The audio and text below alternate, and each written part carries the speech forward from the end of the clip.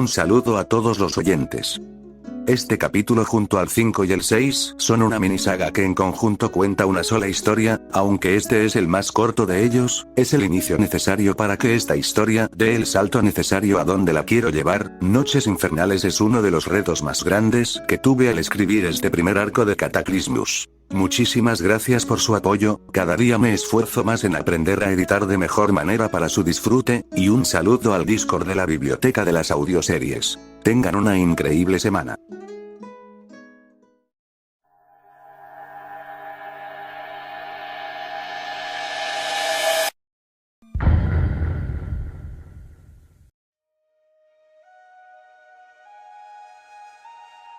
Aquellos que no tienen valor de progresar, se quedarán en lo más profundo del abismo de los olvidados por este mundo y sus habitantes. Nací en cuna de oro, un matrimonio funcional y una familia acomodada, sin embargo, la mediocridad del mundo se me fue inculcada desde lo más profundo de mis recuerdos gracias a doctrinas estudiadas y enseñadas meticulosamente a los más jóvenes para seguir respondiendo ante los más fuertes, ante aquellos que poseen el control del mundo en su mano derecha y juegan con los bienes más preciados por la humanidad con la palma izquierda, mientras se regodean de su estatus.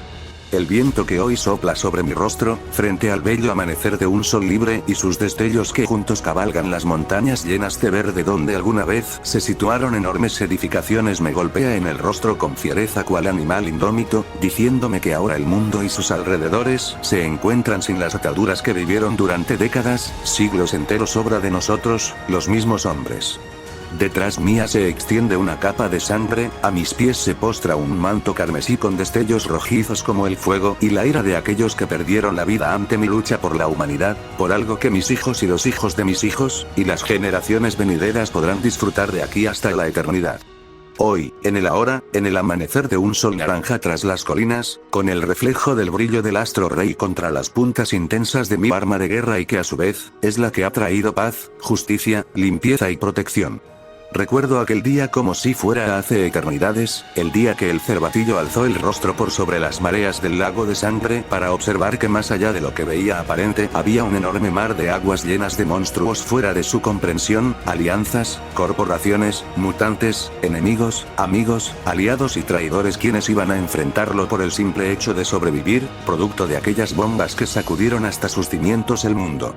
Ese día, el día donde me hice parte de los peores hombres que podría haber visto jamás nunca, donde por primera vez derramé el líquido vital de un homónimo, de otro hombre, la cornamenta en mi cráneo empezó a asomar de entre mis pieles signo de madurez, y el acercamiento a ser algún día, el alfa de una manada, y ser aquel que logró domar a la misma barbarie, guerra, muerte y caos, y hacerla algo más. Hacerla esperanza. Antes de subir hasta el infinito cual cohete, uno primero debe caer en lo más bajo, siempre debemos caer para ascender. El ascenso del ciervo será el nombre dado al día donde me hice hombre.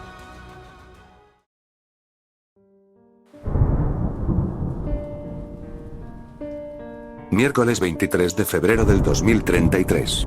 Dieron las 6:22 de la tarde. La lluvia es estruendosa, ensordecedora, acompañada de relámpagos que iluminaban el atardecer de tonos azules por las nubes crueles que engullían aquellas luces del sol poniente en la lejanía. Empapado, con hambre y con frío, el techo de esta estructura caída por la bomba me servía de refugio mientras escribo esto en ti, bitácora.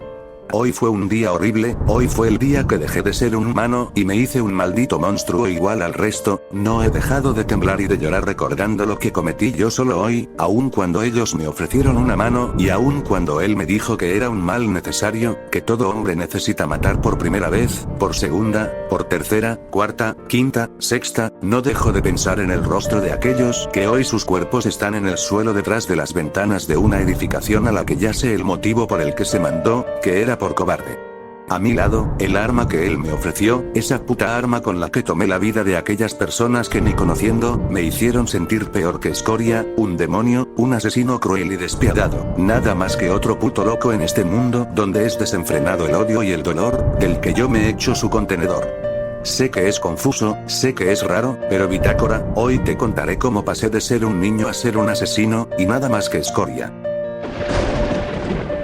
Observo al reloj marcar las 10:30 de la mañana, me levanto de la silla tras el sonar de la campana del edificio, camino hacia el pasillo que lleva a la zona oficinista de la estructura. Es raro de explicar, pero este edificio está conformado por zonas o también llamadas secciones. Al ser un edificio enormemente ancho y de largo ni se diga, tiene 3 pisos hacia arriba y 2 hacia abajo a modo de sótano. La biblioteca, que es donde yacía sentado hace rato, se encuentra en la entrada principal. De ahí salen 5 posibles caminos. Una escaleras a cada pared que delimita la biblioteca y que te llevan al segundo piso. Después hay 3 pasillos que te llevan a cada sección. En este caso, yo me dirijo hacia el pasillo central, que me llevará a un largo pasillo lleno de muchas puertas donde se encuentran oficinas. Al parecer, los anarquistas de Nueva York tienen una división muy astuta de poder que yo he podido desmenuzar hasta ahora en 3: fuerza bruta, logística y departamental. La fuerza bruta obviamente que se tratan de los soldados de primera línea. Según tengo entendido, el grupo tiene cerca de 4.000 miembros o hasta más según información que me dieron antes de nuestro fracaso de misión, casi el doble que en Bluebeard. Supongo que de esos 4.000, más de 1.000 activos son los soldados rasos que se mueven por todas las zonas de poder de los anarquistas y se encargan de aventurarse a las lejanías en busca de lo que el grupo necesite. La logística son aquellos soldados que poseen armamento pesado. He visto pasar a gente transportando coches, camiones, camionetas, incluso carretas con modificaciones y con armas fijadas en el quemacocos o en lugar de las puertas. He llegado a ver un maldito cañón de los antiguos que pareciera fue sacado de un museo, y también cargan con lanzacohetes y lanzagranadas en cajas de madera. Parece que la guerra está obligando a mover demasiado armamento pesado. Y según sé, los departamentales se encargan de todo trámite interno y externo. Eso conlleva recopilar información, llevar a cabo la construcción de planes y estrategias, o también de qué puntos son de extremo interés y que otros no, entre otras cosas que seguramente no me imagino. La verdad me parece increíble cómo está organizando este grupo. Es muchísimo mejor que en Bluebeard, aunque un punto malo que puedo notar es que Adam es una figura demasiado centralizada. No tienen una serie de líderes como en Bluebeard. Adam es el jefe de todo y absolutamente toda decisión pasa por sus manos. Supongo que podría llegar a usar eso a mi favor en algún momento, a diferencia del grupo de Feiyu y Oliva, que son como una hidra que al cortarle la cabeza, tiene otras 2 que la reemplazan. Esto tiene más pinta de ser una autocracia unilateral. Al llegar al final del largo pasillo central, me encuentro frente a una puerta de ébano, con el pórtico de color dorado al igual que la manija para entrar. Tenía una mirilla que daba hacia afuera de la oficina y tenía adherida una placa dorada con el nombre de Adam en el centro. Ese imbécil es demasiado ególatra. Toqué 3 veces esperando una respuesta del interior, cosa que no tuve que esperar mucho porque se abrió hacia adentro revelando a una mujer del otro lado del umbral. Cuerpo exuberante, vestido morado pegado a sus curvas, que le llegaba arriba de las rodillas, botas negras hasta el tobillo que parecían tener bastante uso, guantes de látex del mismo tono de su vestido sin dedos, un pequeño y hermoso collar de perlas blancas que desviaba la vista del busto de la mujer. Tiene el cabello largo y ondulado, del largo le llegaba hasta por lo menos la cintura, sus ojos eran color avellana y tenía las pestañas tan largas que parecían revolotear cual mariposa en el aire en cada parpadeo, aunque lo que me llamó más la atención de aquella mujer era su mirada, dura y fría, en extremo seca, casi escrutando mi alma y mis ojos. No notaba más que un profundo abismo en ellos y en su rostro inexpresivo. Tenía una cicatriz bastante reciente sobre el tabique de la nariz. La mujer y yo mantuvimos la mirada unos segundos esperando que alguno cediera. Sin embargo, la voz profunda de Adam al fondo de la habitación llamó la atención de ambos. Deja pasar al chico Mondragón, Lilith. Se escuchó como Adam le daba un último toque a su puro. Vi de reojo cómo lo dejaba caer en una papelera a su lado. La mujer, ahora revelada como Lilith, se dio media vuelta y caminó hacia Adam. La oficina por dentro era similar a una cabaña, suelo de imitación de madera, las paredes también servían de imitación de troncos de madera y en ellas veía muchos artefactos que Adam veía como símbolo de sus victorias y superioridad. Fotos enmarcadas de Berlín, París, Londres, Tokio, Moscú, Ciudad de México, Buenos Aires, Río de Janeiro, El Cairo, La Meca, Jerusalén, Pekín y Seúl. Tenía también rifles y todo tipo de armas fijadas en sus paredes, desde un rifle Springfield hasta un M1417 muy viejo de la OTAN. Tenía reconocimientos y títulos en su pared de su hijo, ese maldito Mark Stark. Me llamó la atención la falta de apellido materno en esos reconocimientos, y extrañamente, un dibujo enmarcado de garabatos de palitos y bolitas que retrataban a una familia de 4 personas. Aunque escuchaba a Adam balbucear algo mientras pasaba del umbral de la puerta, realmente me apena admitir que por más que intentaba no centrarme en la figura de esa mujer, aun cuando intentaba centrarme en ver el interior de la oficina, las miradas se me escapaban hacia ella y no podía dejar de maldecirme a mí mismo de ello. No quería dar una mala impresión, al menos no una peor a la que probablemente ya tenía por ser un traidor. Caminé hacia el enorme escritorio de Adam, en la parte frontal de la madera, y dando hacia la entrada, había un zorro tallado que tenía en sus fauces a un castor. Supongo que el mensaje era que ellos, los zorros, habían devorado al animal representativo de la isla, un castor. El inmortal, como se hacía llamar, estaba posado en una enorme silla de madera similar a un trono que lo cubría completamente hasta su cabeza y brazos. Para ser un hombre de enorme tamaño, le quedaba un poco grande aquella silla. Yo apenas llenaría la mitad de esa monstruosidad de trono. Aunque me llamó la atención que hasta el fondo de la oficina se veía una cortina que llevaba a un cuarto que no era visible. Decidí que no le daría importancia en ese momento y me senté en la silla de escritorio de frente al escritorio, viendo cómo Lilith se paraba a un lado de Adam y este le entregaba unos documentos que ella misma leía con avidez. Adam se veía confiado, esos ojos fuertes e intimidantes que me hacían temblar las piernas de solo recordar cómo me apalizó en las mazmorras. Antes de que yo pudiera hablar, él tomó el inicio de la conversación. Bienvenido, Mondragón. Primero que nada, quiero darte las felicitaciones de adherirte a mi plan y ofrecerte la bienvenida a los anarquistas. Somos un grupo que busca la verdad del mundo, buscamos formar un estado donde los hombres y mujeres sean verdaderamente libres, donde todo bajo nuestro poder responda a nosotros con base al poder y el coraje de luchar por un futuro sin esferas políticas imaginarias, ni leyes que te amarren a vivir sin poder ser verdaderamente libre. Al ser nuevo en la organización, mi querida hija, Lilith, te hablará de todo lo que debes saber de la organización, el papel que llevarás y cómo nos dividimos. Volteé a ver a la mujer. ¿De verdad ella era su hija? Se ve de unos 24 o 26 años, y Adam apenas parece estar pasando la mitad de los 40, aunque según recuerdo, él dijo que solamente había tenido a Mark como hijo. ¿Para qué mentirme o encubrir a esta joven? Tal vez tendré que descubrir la verdad detrás de esto más tarde. Ella empezó a hablar. Los Anarquistas de Nueva York es un grupo que se compone de 6 secciones, nombre dado para la división interna de nuestra facción. En orden de importancia se acomodan de la siguiente manera: Comando Único de Respuesta, Comité de Científicos, Ejército de Motorizados y Logística Pesada, Ejército Raso, Comando de Exploradores y la Comuna Social.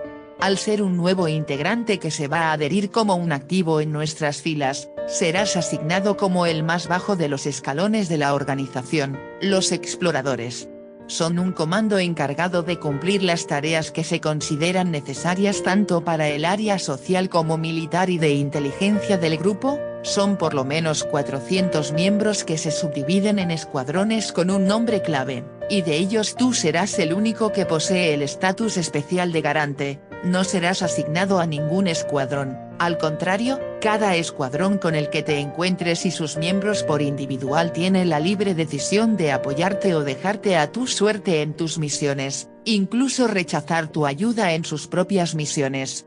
Cada miembro de los exploradores tiene un nombre clave que se le es asignado a partir de bufandas con los nombres bordados, solamente se podrán llamar por ese nombre en las misiones.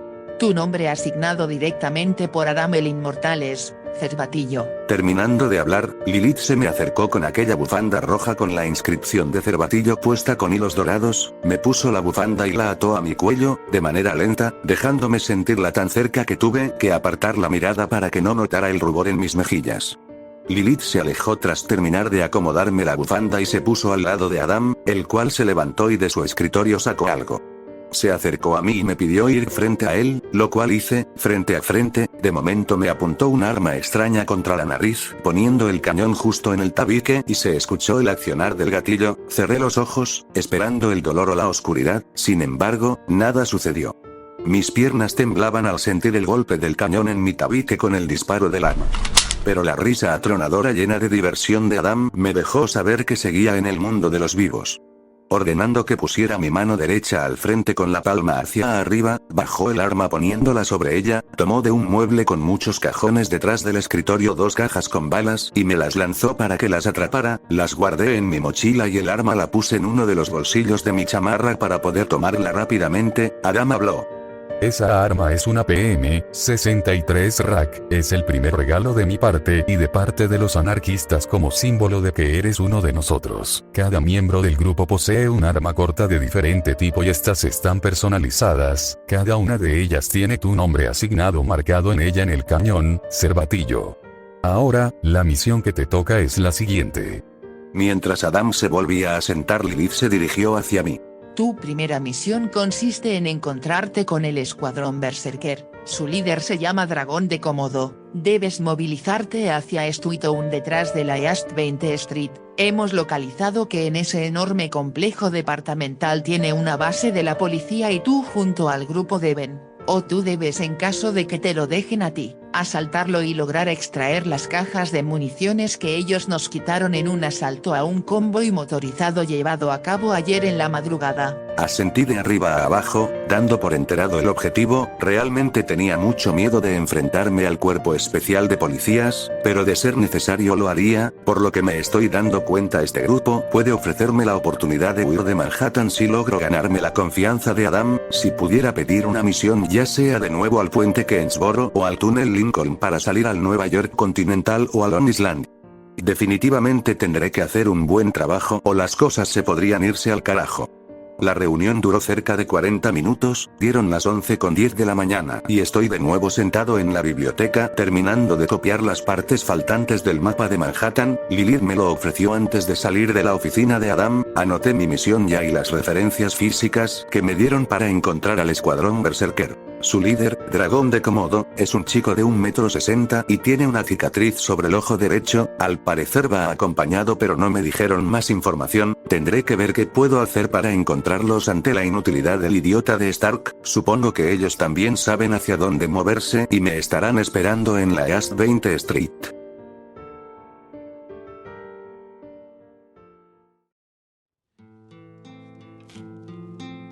Salí del edificio, ahora sabiendo que se llamaba White Fox gracias a que unos hombres en la entrada, armados hasta los dientes y de miradas severas, fumaban un habano mientras platicaban de cómo el edificio había terminado de remodelarse hace unos pocos días. Ahora que llevaba la bufanda roja puesta, los miembros del grupo dejaban de verme tan mal, aunque notaba que dirigían miradas llenas de sorpresa, algunos de incredulidad pura y no faltaron los que me veían con la intención de matarme, una amenaza silenciosa si me intentaba pasar de la raya. Me imagino que ellos estaban informados que era un garante debido a la bufanda. Por otro lado, al parecer la vida en los anarquistas es apresurada, violenta y llena de movilización a diferencia de Bluebeard. En las calles principales hay vehículos en movimiento, personas llevando carretas de un lado al otro, incluso gente sobre caballos que al parecer se encargan de la seguridad patrullando como si fueran policías. De vez en cuando pasan escuadrones de milicianos. Noté que el líder es aquel que va al frente y lleva un banderín sobresaliendo de un cinturón único que parece de alto mando por su material similar al cuero negro y posee el símbolo anarquista.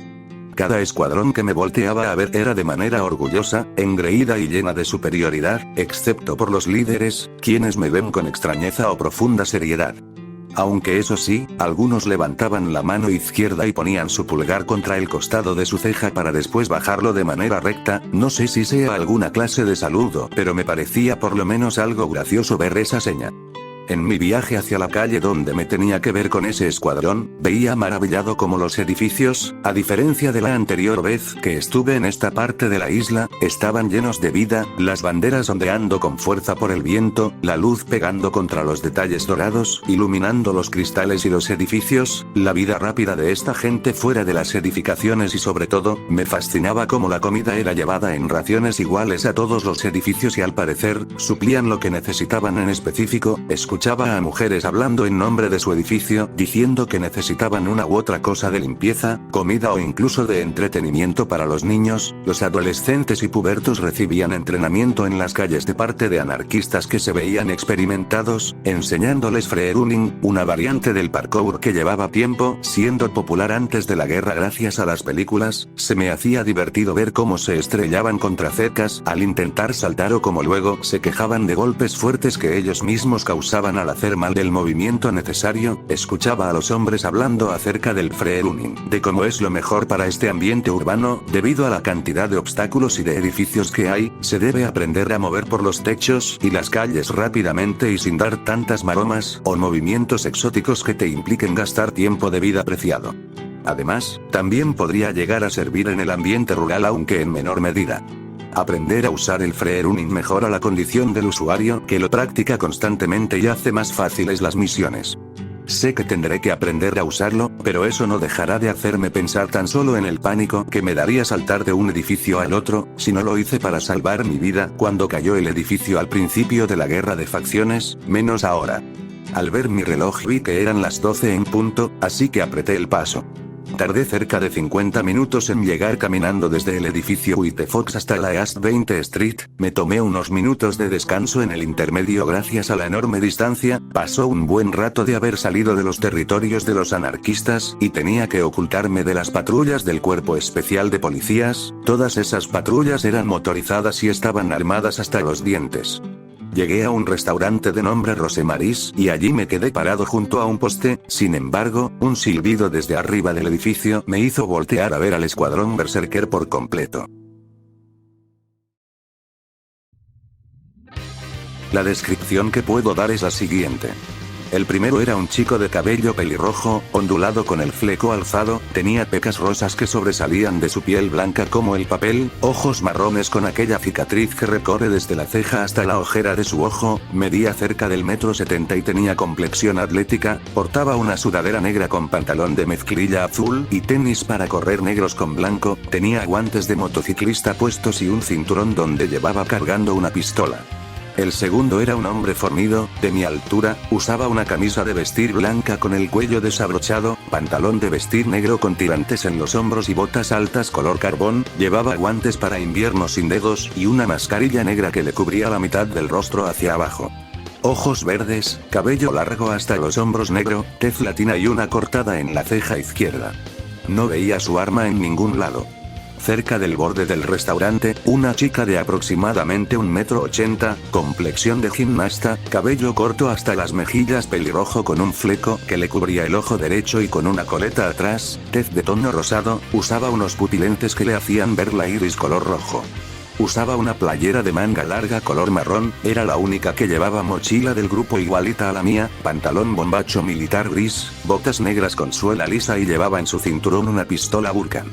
Por último, una chica bajita de cerca de 1,50 m, cabello marrón rizado hecho coleta que le llegaba hasta la mitad de la espalda y dos mechones de cabello en cada lado del rostro, ojos azules como el mismo mar, tez latina pero más bronceada, tenía pecas de un tono más bajo de piel, labios prominentes rosados, y de complexión como de bailarina de danza, usaba un top blanco con una chamarra universitaria del MIP color rojo con bordes blancos por encima, pants rojo ajustado de los tobillos y tenis para correr blancos, llevaba una riñonera puesta y tenía un aparato en el oído izquierdo que supongo era para escuchar mejor de ese lado.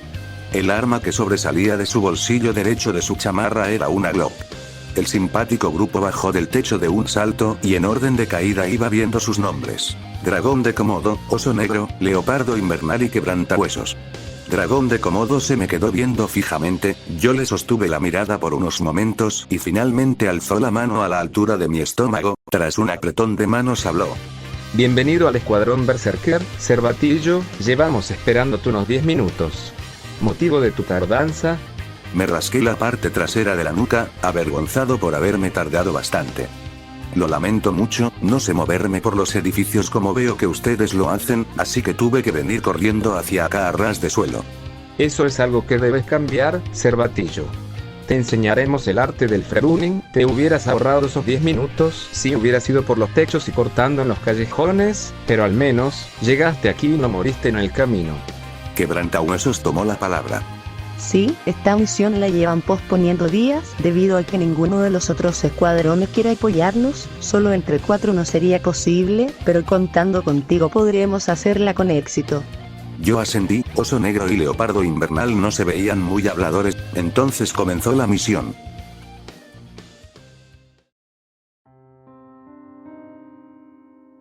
Pasaron 20 minutos. Hicimos una exploración del perímetro. Stuitown es un enorme complejo de edificios repleto de árboles y con incluso una fuente. Hemos visto que donde hay una cancha de básquetbol han edificado una especie de zona central que parece ser una enorme bodega que después conecta a los edificios por puentes colgantes. Vemos como policías se mueven por estos puentes colgantes y no solo eso, también hemos visto civiles armados con una mala apariencia física, se veían desgastados y desnutridos pero con armas de calibre pesado y chalecos antibalas.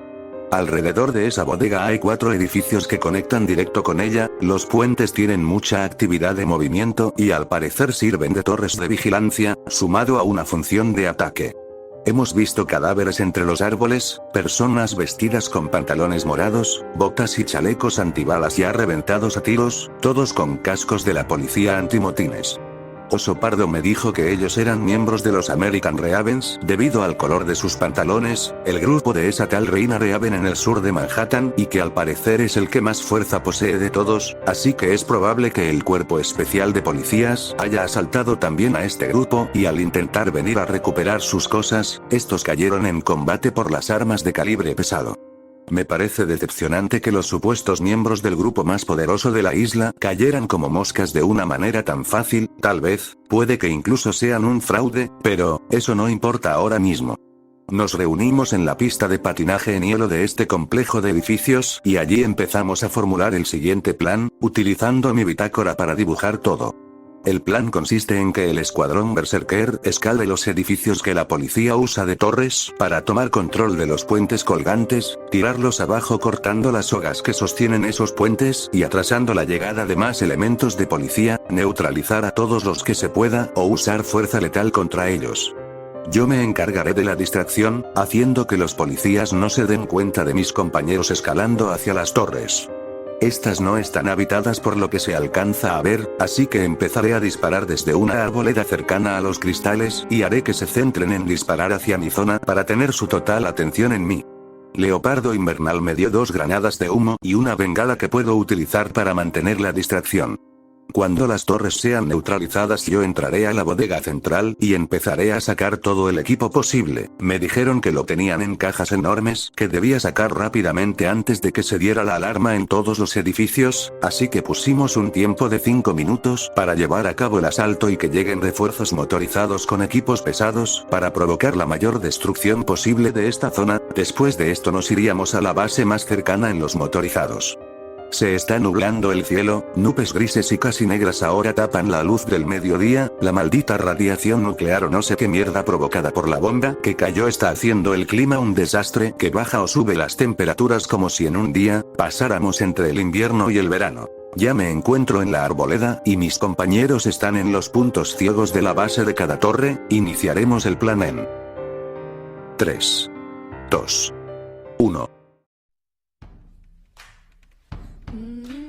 Empiezo a disparar al aire, escondido detrás de un tronco tan grueso que me cubre por completo de los lados. Disparo hacia todas direcciones aprovechando que el sonido del accionar del arma rebota entre las paredes de los edificios.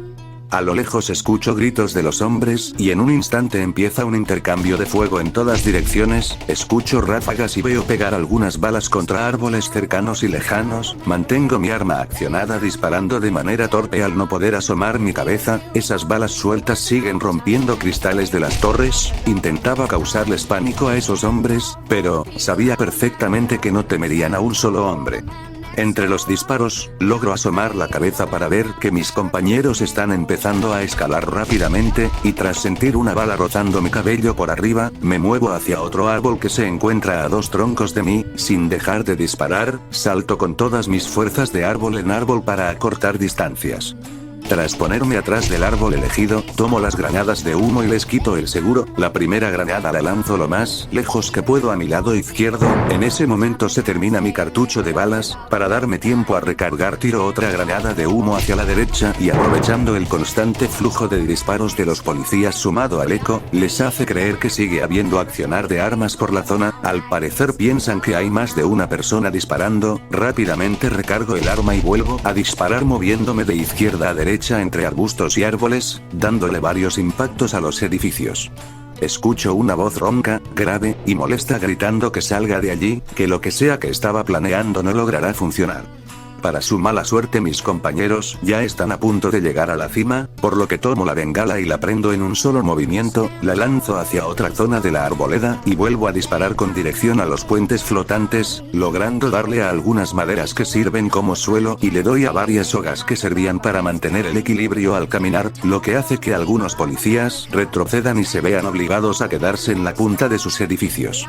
Cuando la voz vuelve a hablar diciendo que me entregue y no saldré tan mal como los estúpidos Ravens que tenía a mi alrededor, inicia el intercambio de fuego gracias a mis compañeros, que me gritan que debo avanzar. Salgo de la arboleda corriendo hacia la bodega y vuelvo a quedarme sin balas en el cartucho al disparar a dos puentes colgantes sin nadie en ellos, tirándolos para acorralar a los agentes. Recargo mi espalda contra los fierros, aluminios y maderas que rodean a la bodega y recargo mi arma. Escucho como arriba de mí se mantiene el intercambio de balazos, cosa que me marca que ya estoy libre para hacer mi tarea. De una patada tumbo la puerta de madera maltrecha. Sin embargo, adentro estaba algo que no quería encontrar. 6 oficiales, sin chalecos antibalas ni cascos, no portaban armas, estaban viendo algo en unas computadoras y al parecer, hablaban por radio con unos audífonos con micrófono que llevaban puestos. El intercambio de miradas para mí fue eterno, algo en mí decía que no debía disparar, que había una manera de neutralizarlos. Levanté el arma contra ellos buscando solo amenazarlos, pero vi como el de hasta el fondo se levantaba a tomar una escopeta de la pared que tenía al lado. Allí me pudo el pánico y el terror, apreté la quijada con fuerza mordiendo mi lengua para no tirar un grito de miedo.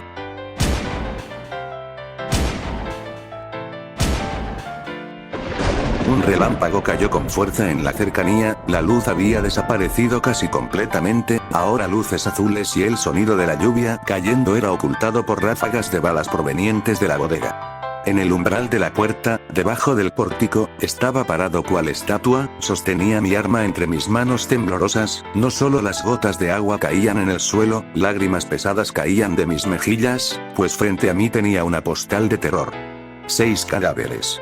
Agujeros que dejaban escapar su sangre sobre sus uniformes, aquel oficial de atrás con 2 impactos en la cabeza y el oficial frente a mí tenía un disparo en lo que era su ojo izquierdo. La sangre se vertía en el suelo como agua espesa y pesada, sentía el abrasante frío en todo mi cuerpo. Salí del shock cuando escuché a Dragón de Komodo gritarme que ya habían limpiado el techo de las torres. Mi arma cayó al suelo al retomar mi propia existencia en ese instante y comencé a ver con pánico los cuerpos en el suelo.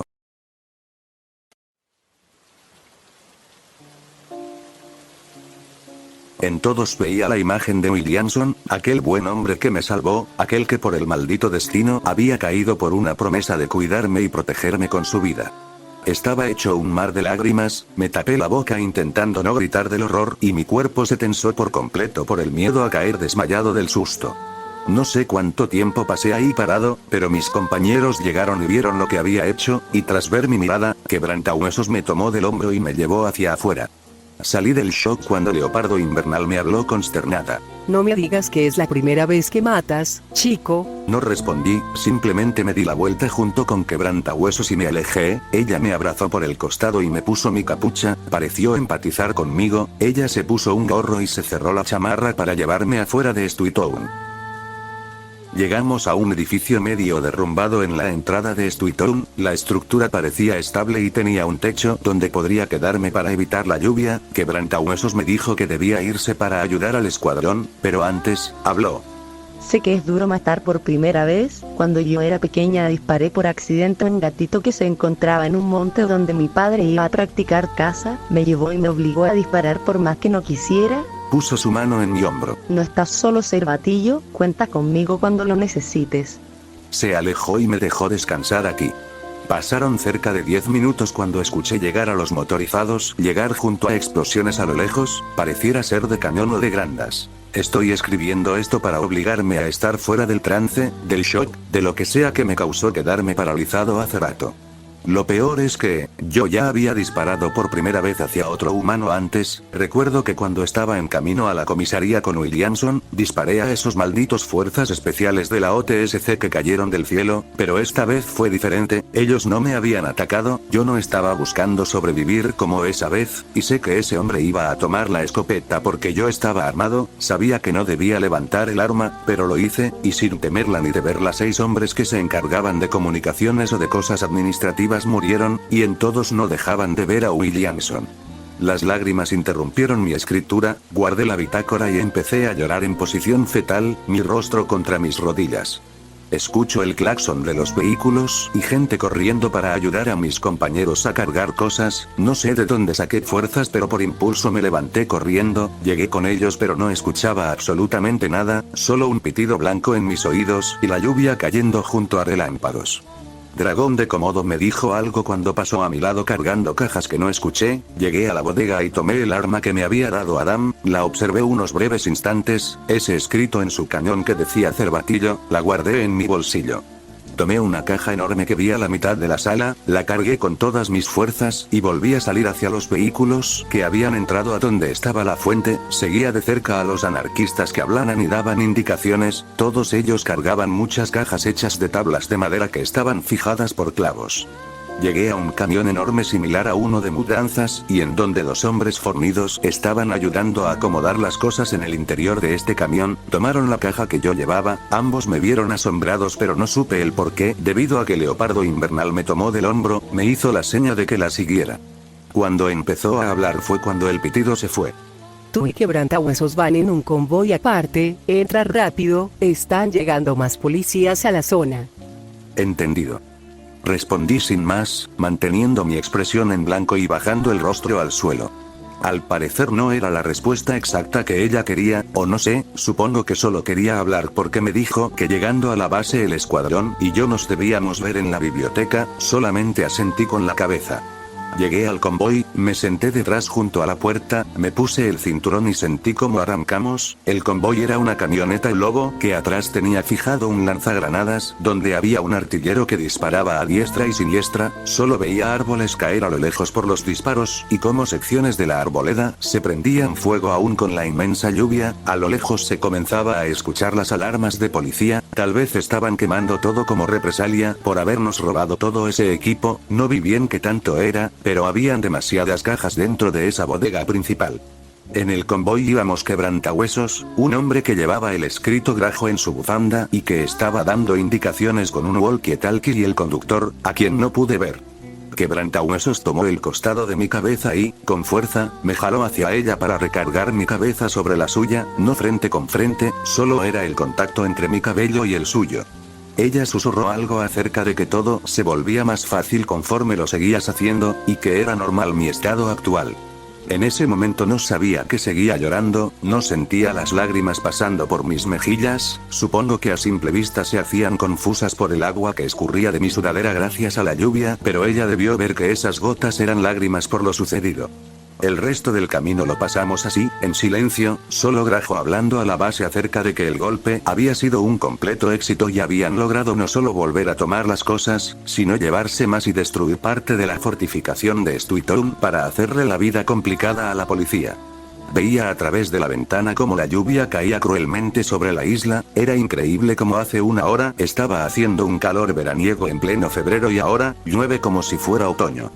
Finalmente llegamos frente al mismo supermercado que había robado. Allí me di cuenta de que esta misión era para reponer existencias, y por consiguiente, cosas que también había robado de este grupo y ellos no sabían, lo que me sacó una leve risita de la que se percató Quebrantahuesos. ¿Qué te causa tanta gracia, Arqueó una ceja mientras volteaba un poco la cabeza para verme. Digamos que en mi primer día en este nuevo mundo, lo primero que hice fue entrar a robar ese supermercado mientras ustedes estaban luchando contra Bluebeard. Dije con una pequeña sonrisa recordando esos tiempos que parecían tan lejanos, a pesar de que no había pasado ni un mes desde ese día. Quebrantahuesos soltó una pequeña carcajada al escucharlo y me dio un golpecito en el hombro. Así que fuiste tú quien se robó esa mochila a la que ya le había echado el ojo. Maldito seas, Cervatillo, hasta intercambié algunas cosas de valor para conseguir ropa que me fuera a hacer juego con esa mochila. Solamente asentí entre risas un poco más audibles. Ya bastante más relajado me percaté que ya llevaba rato sin lagrimear. Supongo que ya había pasado por el golpe del momento, aunque esa imagen me iba a seguir aterrorizando muchas veces más cada noche. Hablando de Quebrantahuesos, esta mujer era bastante amena, simpática y tenía una manera de ser juguetona. Se notaba que era una excepción a la regla respecto al resto de anarquistas, que parecen asesinos estoicos sin corazón. Platicamos el resto del camino de regreso al edificio White Fox, cosa sin importancia a decir verdad, pero distraía mi mente de Stuitown y me alegró bastante el día. Espero seguir haciendo misiones con ella más seguido. A decir verdad, me cayó en extremo bien y parece ser un caso único de luz entre tantos seres oscuros y decadentes. Tras un buen rato, llegamos a las oficinas de White Fox.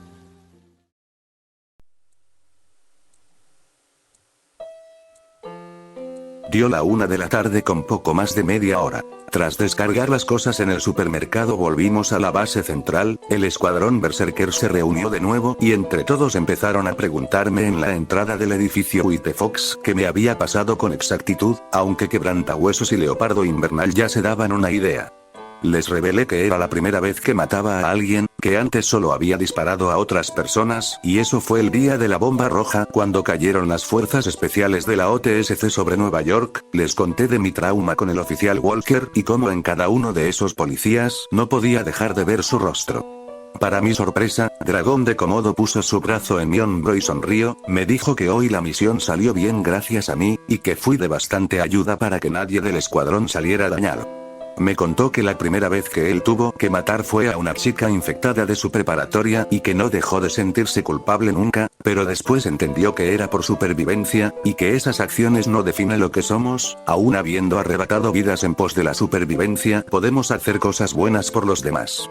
Leopardo Invernal se le sumó diciendo que ella casi iba a la cárcel por quitarle la vida por defensa propia a la pareja de su hermana cuando él intentó abusar de ella, y que en sus terapias en la cárcel, el psicólogo le dijo que había hecho lo correcto en nombre de su bienestar y el de su hermana, que cualquier persona que estaba en peligro de ese maldito bastardo y que aún de las peores cosas se pueden sacar buenos motivos.